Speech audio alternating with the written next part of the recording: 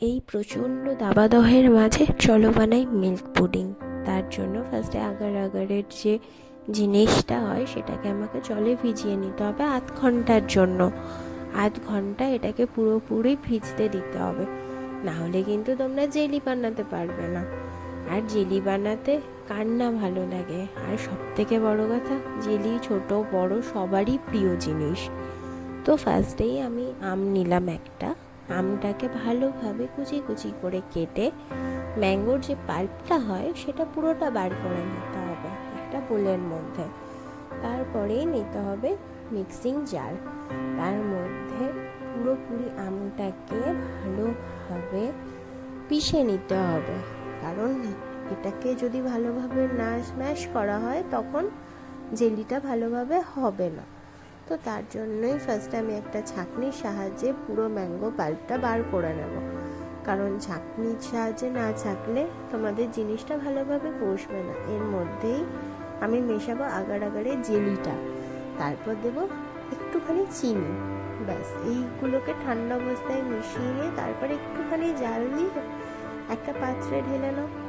ঢেলে নিয়ে রেখে দিলেই দেখবে 10 থেকে 12 মিনিটের মধ্যেই রেডি হয়ে যাবে তোমাদের জেলি। ব্যাস তারপর একটা পাত্রে অল্প একটু দুধ নিয়ে তার মধ্যে ওই জেলিটা পুরোটা দিয়ে তাতে অল্প একটুখানি চিনি দিয়ে ভালোভাবে ফুটতে দিতে হবে 10 থেকে 15 মিনিট। 500 গ্রাম দুধকে 250 গ্রাম করতেই হবে, না হলে কিন্তু ভালোভাবে বসবে না জিনিসটা। দেখো তো কত সুন্দর ম্যাঙ্গো জেলিটা বসে গেছে।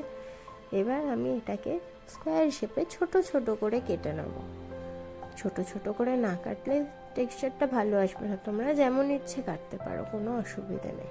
তারপর এটাকে একটা পাত্রের মধ্যে, মানে যেটাতে আমরা জেলি বসাবো তার মধ্যে ভালোভাবে নিয়ে নিতে হবে।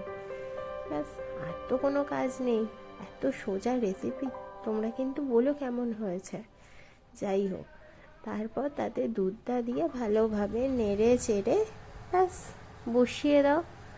আর কিচ্ছু করার দরকার নেই, 2 ঘন্টা পর দেখবে এরকম একটা কনসিস্টেন্সি এসছে, তখন এটাকে ফ্রিজের মধ্যে দিয়ে রাখো আরও 2 ঘন্টা।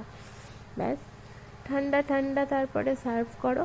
খেয়ে বলো কিন্তু কেমন হয়েছে। আর যদি রেসিপিটা ভালো লেগে থাকে অবশ্যই লাইক শেয়ার অ্যান্ড সাবস্ক্রাইব করতে ভুলো না।